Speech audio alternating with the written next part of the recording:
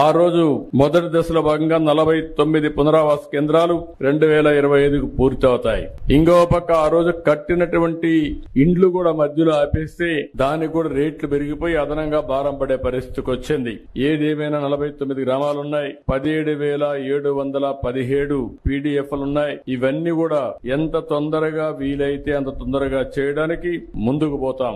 ఇప్పుడే మిత్రులు ఒక విషయం చెప్పారు, కొంతమంది పేర్లు కూడా డిలీట్ అయినాయి, బయట పోతే అవన్నీ కూడా ఇవ్వడం లేదని చెప్పి అడ్మినిస్ట్రేషన్ కి చాలా స్పష్టంగా ఆదేశాలు ఇస్తున్నా. జెన్యూన్ గా ఉండే ప్రతి ఒక్క పైసా కూడా మీకు పే చేస్తాం, ఎక్కడ దానికి అనుమానం అవసరం లేదు. కానీ అదే సమయంలో కొంతమంది మోసం చేసే వ్యక్తులు కూడా ఉంటారు. అలాంటి వాళ్ళ పట్ల అప్రమత్తంగా ఉండండి. ఇది గవర్నమెంట్ ఆఫ్ ఇండియా ఇచ్చే ప్రాజెక్టు. డాక్యుమెంటరీ ఎవిడెన్స్ కరెక్ట్ గా లేకపోతే మనం గాని ఎక్కడన్నా అన్ని బాగా జరిగి ఒక చిన్న విషయంలో ఎక్కడన్నా తప్పు జరిగినా అది టెక్నికల్ గా కావచ్చు, లేకుంటే ఏ విధంగా తప్పు జరిగినా మళ్ళా మనందరికి చెడ్డ పేరు వస్తుంది, ప్రాజెక్ట్ కి ప్రమాదం వస్తుంది. ఈ విషయం మీరు గుర్తుపెట్టుకోవాల్సిన అవసరం ఉంది. 5 సంవత్సరాలు ప్రాజెక్టు డబ్బులు ఖర్చు పెట్టలేదు, వచ్చిన డబ్బులు డైవర్ట్ చేశారు. దానివల్ల మీరు చూస్తే ఈ రోజు పునరావాస కార్యక్రమాలన్నీ మళ్లీ కొత్తగా టెండర్లు పిలిచాం. ఈ రోజు సిమెంట్ రేటు పెరిగింది, ఖర్చులు పెరిగాయి, ఎప్పటికప్పుడు ఇన్ఫ్లేషన్ ఉంటుంది. మళ్లీ అదనంగా 500 కోట్ల రూపాయలు ఖర్చు అయింది. అంటే ప్రాజెక్టు వల్ల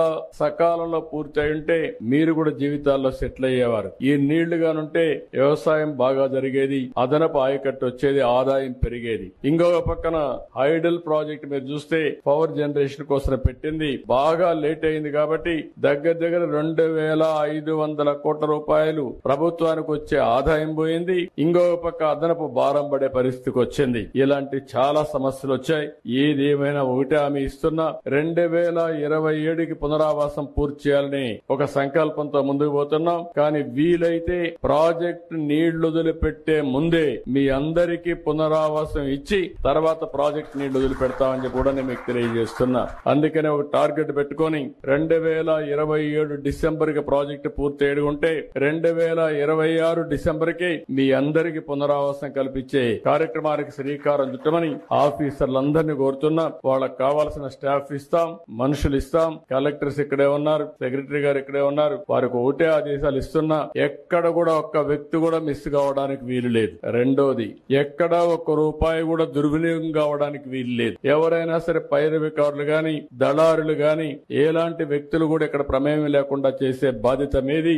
ఇంకొక విషయం కూడా మీరు గుర్తుపెట్టుకోవాల్సింది, వీళ్ళందరికీ పునరావాసం కల్పించిన తర్వాత కూడా మనకు ఒక బాధ్యత ఉంది. వీళ్ళకు ఆదాయం పెంచే మార్గం, వాళ్ళకు జీవన ప్రమాణాలు పెరిగేదానికి ఏమేం చేయాలనో అవన్నీ కూడా ఇవ్వాల్సిన అవసరం ఉంది. దానికి కూడా ఒక కార్యక్రమం తయారు చేయండి, అది కూడా మనం చేస్తామని చెప్పి అందరికీ తెలియజేసుకుంటూ